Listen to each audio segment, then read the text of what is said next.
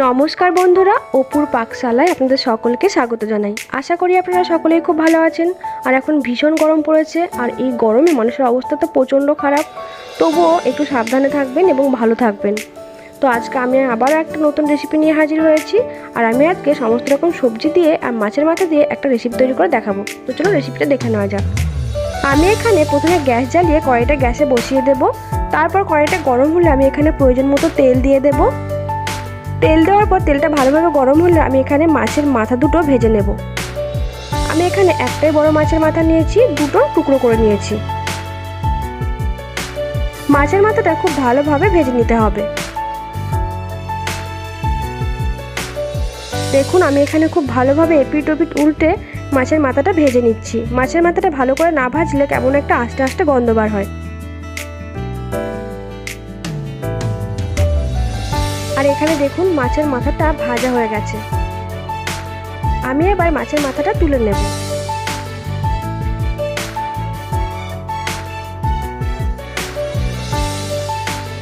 এরপর আমি ওই তেলেই দিয়ে দেবো একটা শুকনো লঙ্কা, ছোট চামচের হাফ চামচ পাঁচ ফোড়ন আর তেজপাতা।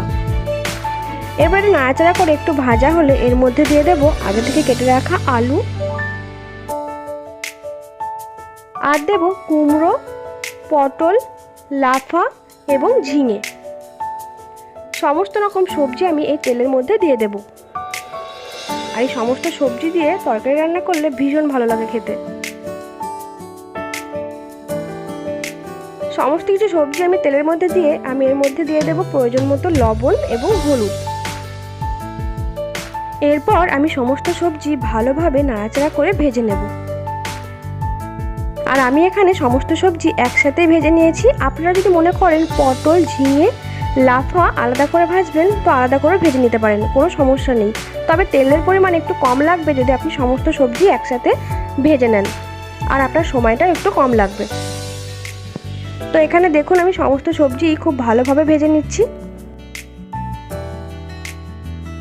আর এখানে দেখুন সমস্ত সবজি মোটামুটি ভাজা হয়ে গেছে। এই অবস্থায় আমি এর মধ্যে দিয়ে দেবো আগে থেকে কেটে রাখা বেগুন। তো এখানে আমি বেগুনগুলো দিয়ে আবারও একটু নাড়াচাড়া করে ভেজে নেব। বেগুনগুলো দেওয়ার পর আমি সমস্ত সবজি আবারও 1 মিনিট মতো ভালোভাবে নাড়াচাড়া করে ভেজে নেব। তারপর আমি এর মধ্যে দিয়ে দেবো আগে থেকে বেটে রাখা ছোটো চামচের 1 চামচ আদা বাটা। আদা বাটা দেওয়ার পর আমি এটা আবারও ভালোভাবে নাড়াচাড়া করে নেব, যাতে আদার কাঁচা গন্ধটা চলে যায়। আদা বাটা দেওয়ার পর কিছুক্ষণ নাড়াচাড়া করার পর আমি এর মধ্যে দিয়ে দেবো আগে থেকে বেটে রাখা সর্ষে এবং কাঁচা লঙ্কা। আমি এখানে ছোটো চামচের 1 চামচ সর্ষে বাটা নিয়েছি, আর নিয়েছি প্রয়োজন মতো কাঁচা লঙ্কা, কারণ লঙ্কাটা আপনারা যে যেমন পছন্দ করেন তেমনই দেবেন। তো সমস্ত মশলায় আমি আবারও খুব ভালোভাবে নাড়াচাড়া করে নেব। আর সর্ষে বাটা দেওয়ার পর খুব বেশিক্ষণ ধরে নাড়াচাড়া করার প্রয়োজন নেই, কারণ বেশি সর্ষে ভাজা হয়ে গেলে জিনিসটা তেতো হয়ে যাবে।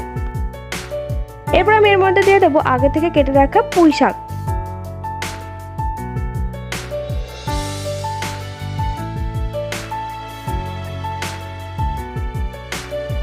পুঁই শাক দেওয়ার পর আমি এটা ভালোভাবে নাড়াচাড়া করে সমস্ত সবজির সাথে শাকটা মিশিয়ে দেব। আর সমস্ত সবজির সাথে শাকটা মেশানো হয়ে গেলে আমি এর মধ্যে দিয়ে দেব প্রয়োজন মতো লবণ, প্রয়োজন মতো হলুদ এবং ছোটো চামচের হাফ চামচ চিনি। তবে মিষ্টিটা আপনারা আপনাদের পছন্দ মতো দেবেন, কারণ অনেকে মিষ্টি বেশি খেতে ভালোবাসেন, আবার অনেকে কম খেতে ভালোবাসেন। তো আমি এখানে লবণ, হলুদ এবং চিনি দেওয়ার পর সমস্ত উপকরণ খুব ভালোভাবে কিছুক্ষণ ধরে নাড়াচাড়া করে কষিয়ে নেব। তো এখানে দেখুন সমস্ত সবজি ভালোভাবে কষানো হয়ে গেছে। আমি এবার এর মধ্যে দিয়ে দেবো প্রয়োজন মতো জল। তবে জিনিসটা যেহেতু ঝোল হবে না, একটু মাখা মাখা ভাব হবে, তাই এখানে বেশি জলের প্রয়োজন নেই, অল্প জল দিলেই হবে। আর এখানে দেখুন আমি কতটা জল দিয়েছি, সমস্ত সবজিই হালকাভাবে ডুবেছে এরকমই জল দিয়েছি। এরপর আমি এটা মিডিয়াম আঁচে 5 মিনিট ঢাকা দিয়ে রেখে দেবো।